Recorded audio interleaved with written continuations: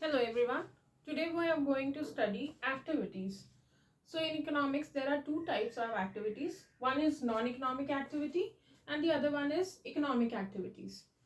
So under non-economic activity, anything which is not concerned with economics or it is not concerned with money, it is known as non-economic activity.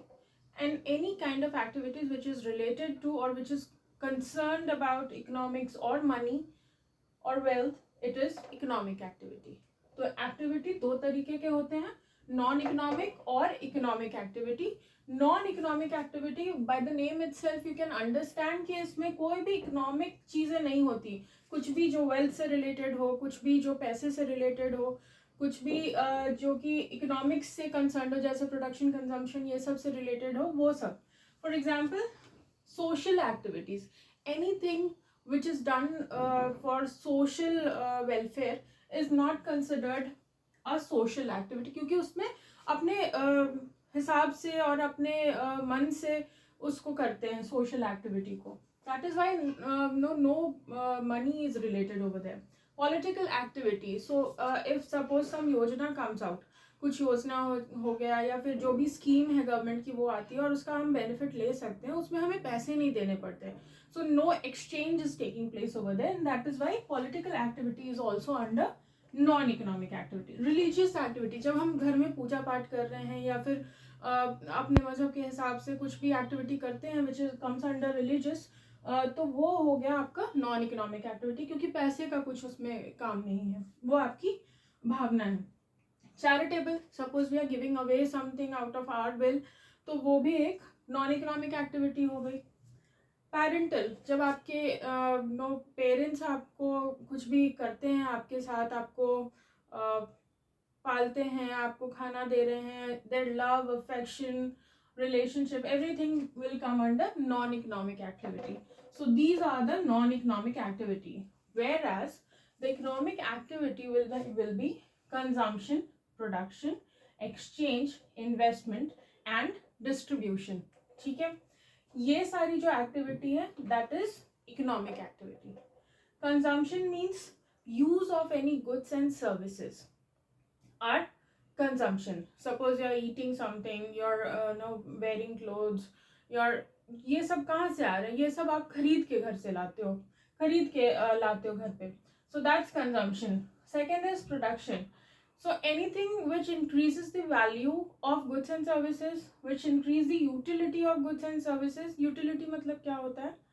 Anything when you consume that gives you satisfaction, that is the utility. So for example, you're making a house, so what do you need? You need bricks, you need sand.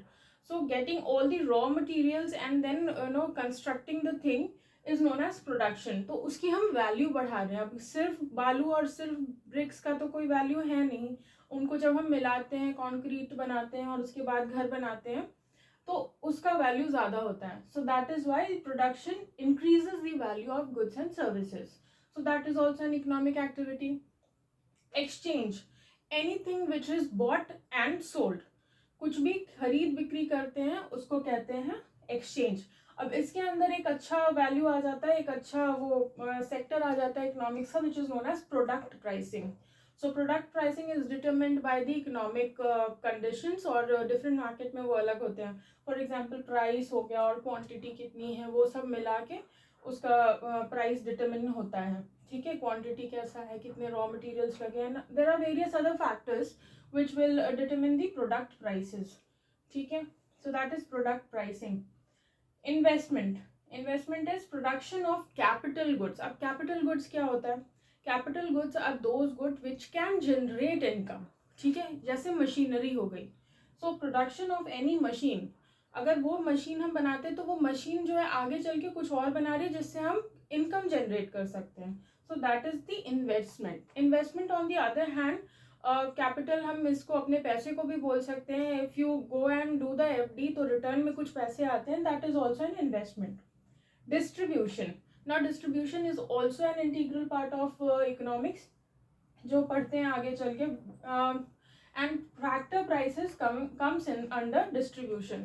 Factor कौन कौन से हो गए? Factor of production, land, labour, capital, ये सारा जो है these are factors. So these are factors of production. इनकी प्राइसिंग यानी जमीन कितने में आएगा, लेबर का कॉस्ट क्या लगेगा, जो कैपिटल है उसका क्या कॉस्ट लगेगा, वो प्राइसिंग जो होता है दैट कम्स अंडर डिस्ट्रीब्यूशन.